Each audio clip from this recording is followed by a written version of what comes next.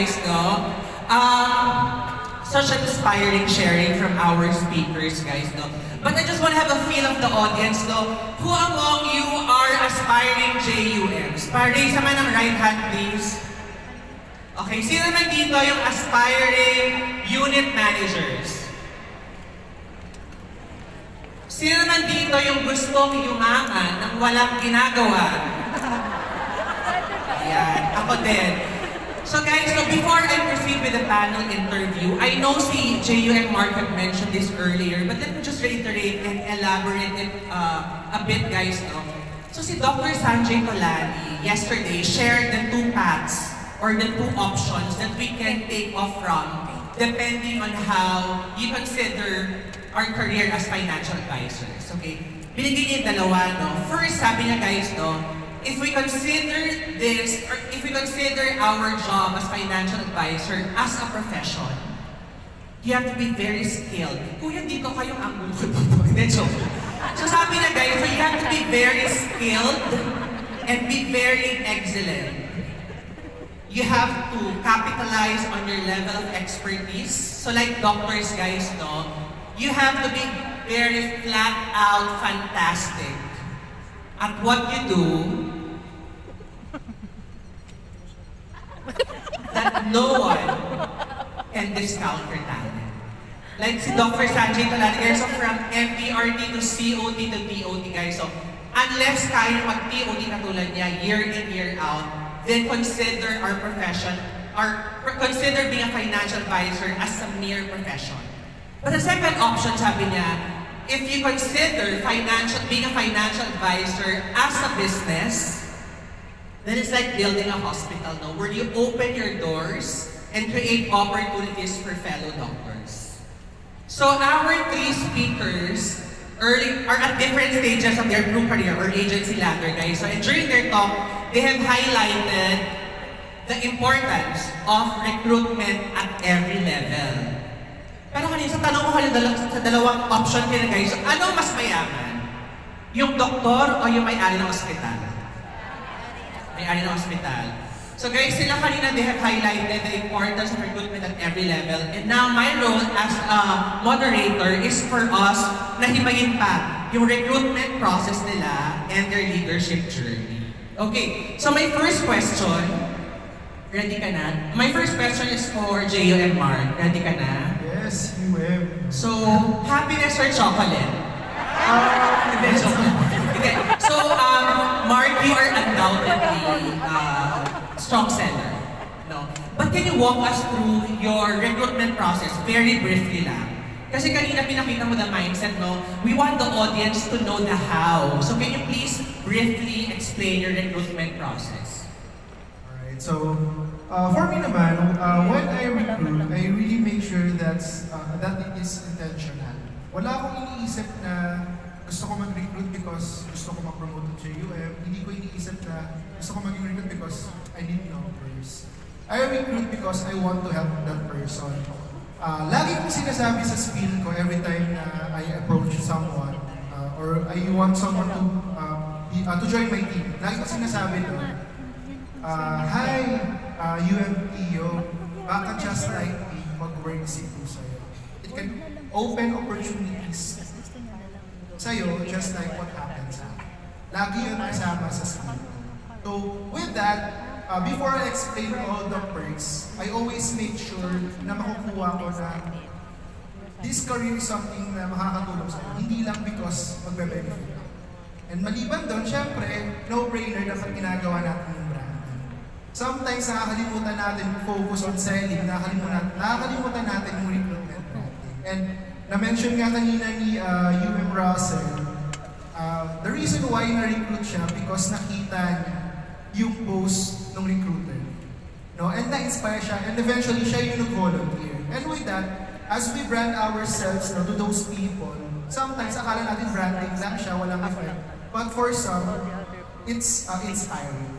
Now for me, dapat ginagawa natin yung branding regularly. Kasi, aray natin, susunod na yung next UM. Kasi nga na-inspire sa mga pinapanood. Pero for example, not everyone naman are, you know, are entitled or would reply dun sa approach mo, no? How do you do follow-up? Babalik ko na yun. Ako naman kasi, I really make sure na if hindi ka pa ready right now, focus ako sa next. I always maximize yung effort ko, pero I will never give up unless you say no. No ka right now, babalikan kita after a few months. Kasi malay natin, during those months na hindi nag-say siya ng no, magkaroon siya ng realization na baka ito na yung opportunity. Kasi it happened a lot of times na within my sub-team.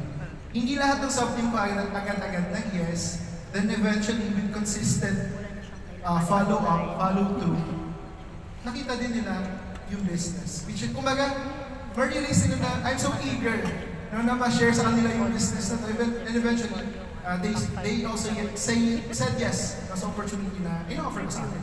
So your main strategy in recruitment is really branding. It's like a pull technique, right? Okay, thank you. Kay Russell naman, I remember during your talk, no, you highlighted the perks and benefits, no, the awards.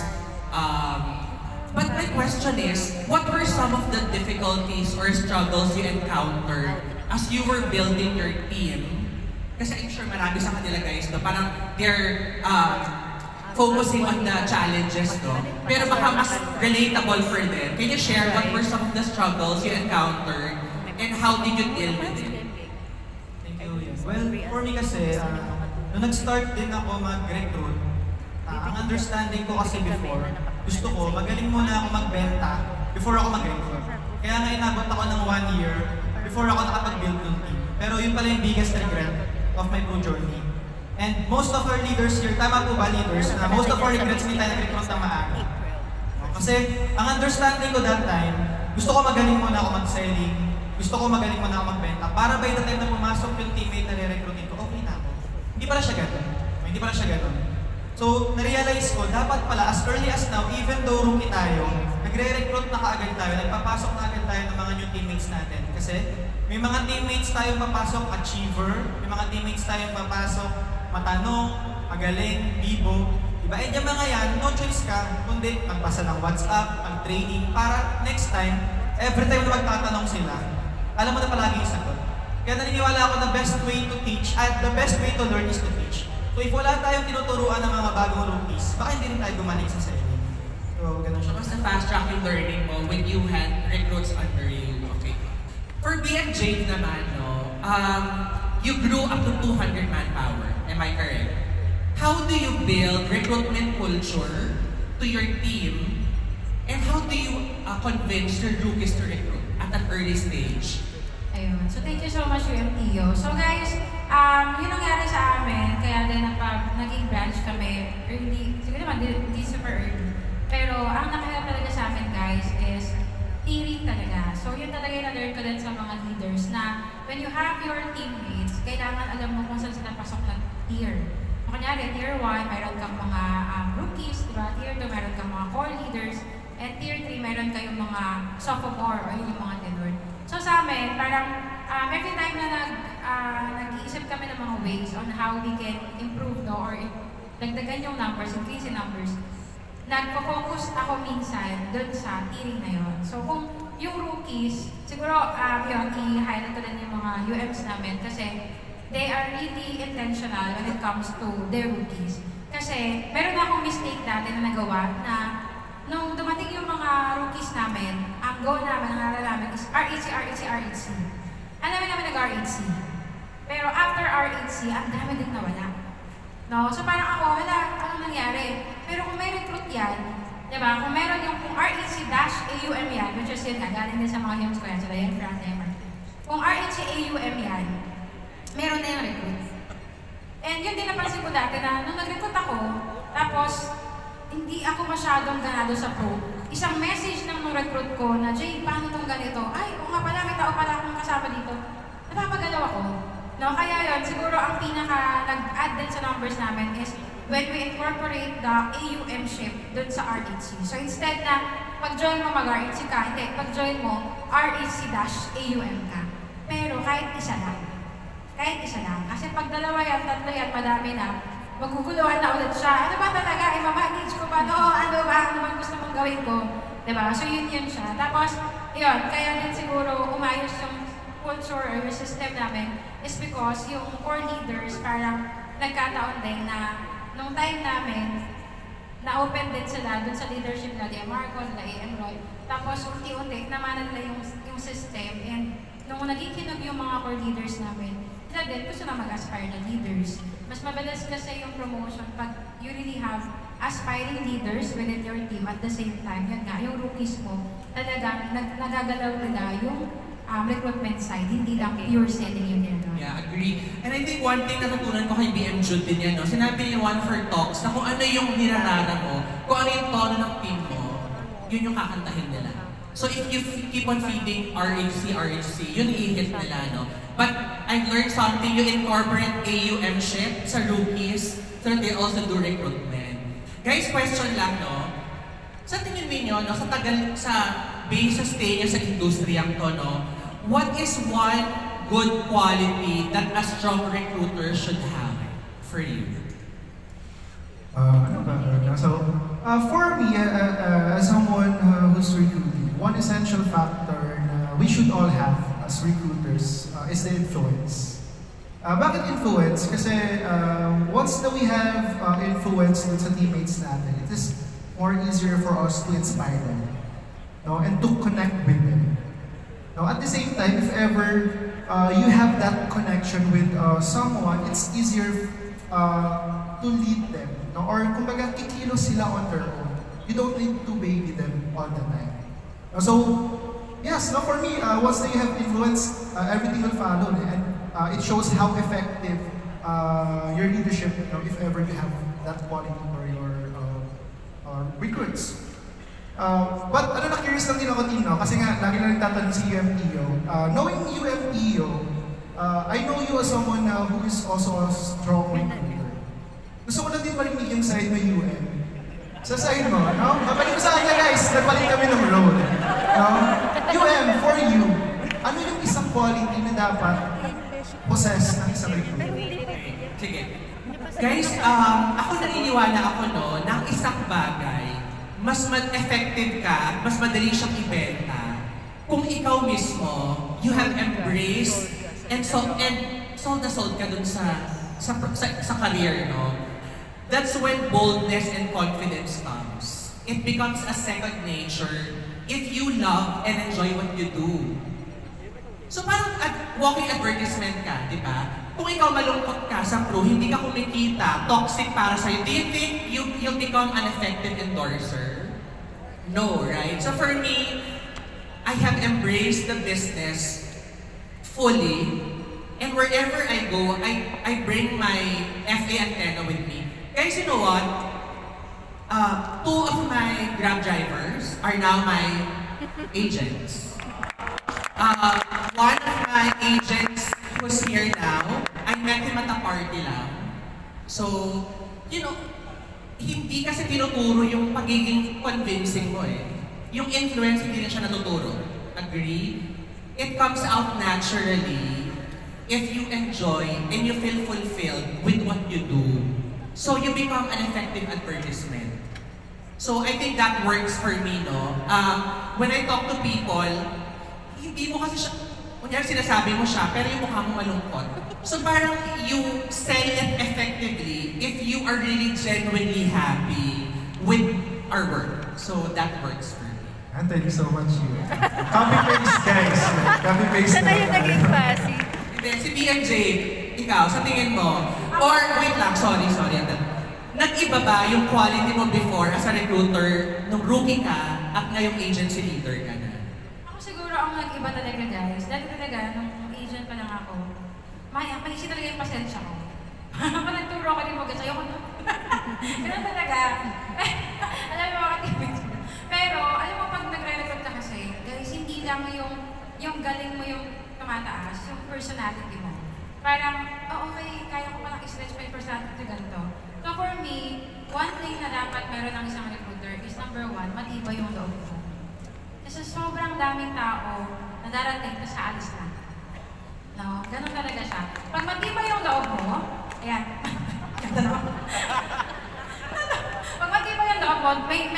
underlying principle. Paano titiba yung loob ko, BMJ? Number 1, dapat masipag ka. Kasi pag masipag ka, alam mo yung mga products, titiba yung loob mo. Pag sinagot ka ng recruit mo, bakit ganito, ganito, ganyan, masasagot mo eh. Kasi alam mo. Pangalawa, para tumibay yung loob mo, paano? Nagbebenta ka. Kasi wala kang mapafund sa recruitment mo, wala kang mapafund sa magiging sub-team and team mo kung wala kang benta. No? Kaya ako nag-inspire natin guys mag-MDRT kasi alam ko na pag MDRT ka, meron akong pangpalabas sa team ko. Eh nasanay kami dati sa leadership na Liam Margo na Efron na sa district ng Luban na hindi madamot yung leader. Automatic siya.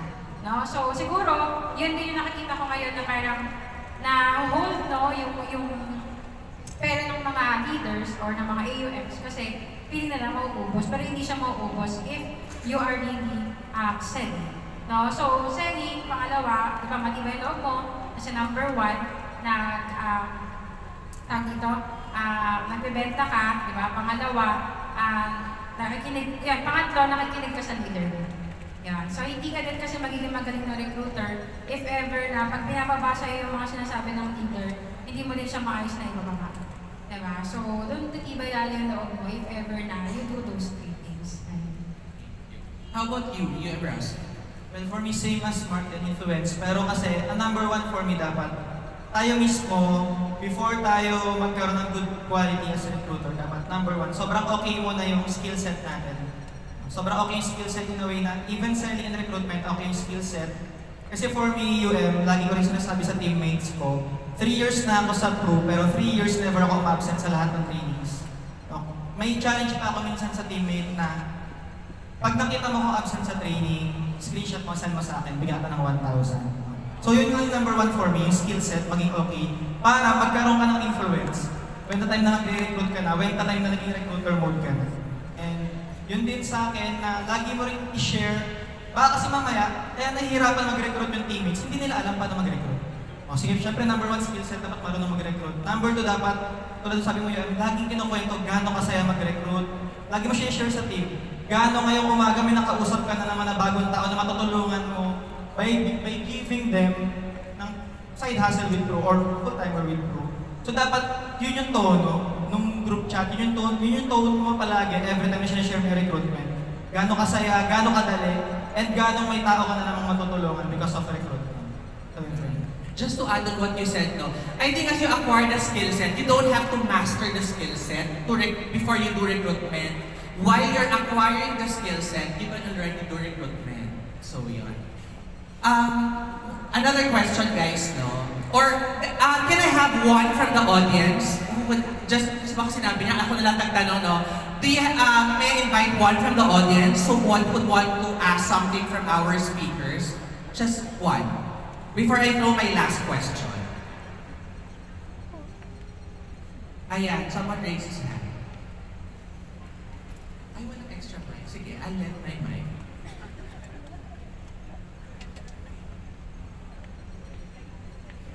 Hello po. May question is for PPMJ and yung Russell. Kasi parang naka-relate po ako sa sharing nyo. Kasi I'm on recruiting na rin po. So, my question is, napansin ko po kasi yung sa inyong dalawa, you are recruit by your barkada. So, ang question ko po, paano ko po kaya penetrate yung circle of friends ko?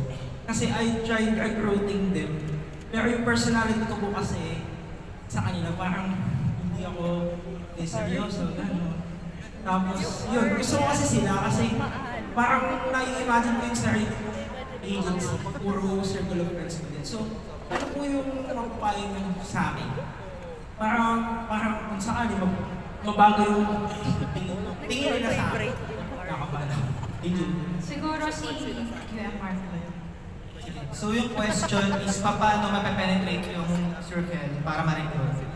Well, for me kasi, hindi ako Wait lang, sorry. I think yung question din is, can you give him some tips on how can be taken seriously, especially if you're recruiting your friends? Sure. So, ako kasi, even BMJC, taga-Obando, Bulacan kami, no? Ang image ko sa Obando, Bulacan, mag-basketball, mag-dota, uminom, magsugal. So, nung tinaray ko tong career, sabi ko, ito bang career is for me? May magtitiwala ba? May magsiseryoso? May magsiseryoso ba sa akin? Pero kasi nung time na nag-join ako sa pro, nag-iba 180 degree yung understanding ko in life. So, by the time na nag-join ako sa pro, sobrang binago ko talaga. Pinakita ko gaano ako kaseryoso. Even BMJC, meeting kami sa Ubando Bulacan with our friends. Naka-corpo attire pa kami para ipakita namin kung gaano kami kaseryoso sa career. Para ipakita namin na gaano tong career na mababago yung buhay namin. Maaalis kami sa ganitong klaseng sitwasyon. So yun yung naano ko for me. Binago ko talaga and pinakita ko sobrang seryoso ko sa path na. So yun. Ako sa akin naman, hindi kasi, siguro sasagutin ko siya in a way na nakikita ko kayo dahil paano niya ginawa. Kasi sa akin, hindi ako nakarecruit ng circle. Why? Kasi na-recruit niya eh. So siguro, sa akin, ang ginawa niya sa amin nun, matinding ligaw talaga. Kasi ang daming beses talaga namin yan ng mga friends niya na nag-know sa kanya. Now, hindi dahil sa hindi siya credible, but because for us, ikaw lang yan kasi magaling ka. Kasi hindi na magaling siya eh. Ikaw lang magagawa niya kasi magaling ka o hindi ka. Pero kami hindi. Simple makabayad lang kami. Parang for me, ang ginawa niya, every time na may request kami, gawa talaga. So parang one time, pag-attend kami ng training, pre, sabay na kayo sa akin. Laging ganun. Tapos one time din, sabi ko, pre, baka pwede mo samahan sa airport. Alam mo yung doing the extra mile. If you really like that person na maging recruit mo, kailangan kung ginagawa mo sa client yung extra mile, yung sa service, gawin mo din sa gusto mong recruit. Yan siya. Siguro kung may i-add lang ako sa'yo, alam mo yung story mo nga, yan ang pinakamagandang testimony eh. To attract friends. Why? Kasi di ba, you're not being taken serious, siguro because of your past. Pero you can prove them wrong. That because of this career, it has transformed you.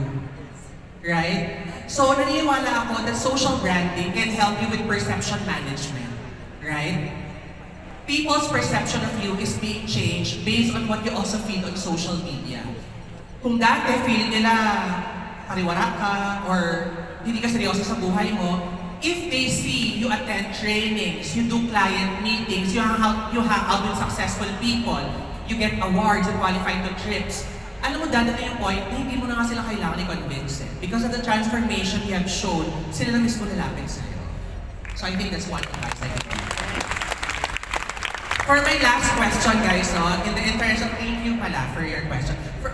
As my last question, no, I'm sure we have rookies here, no, or part-timers who are still having cold feet, no. What can you advise to them to convince them that this career is a full-time career and a lifelong career na pwede nilang gawing panghabang buhay ng career? Who would want to go first? Alright, sige ako na lang, no? Kasi I think isa ako sa pinaka-recent na nag-full-time.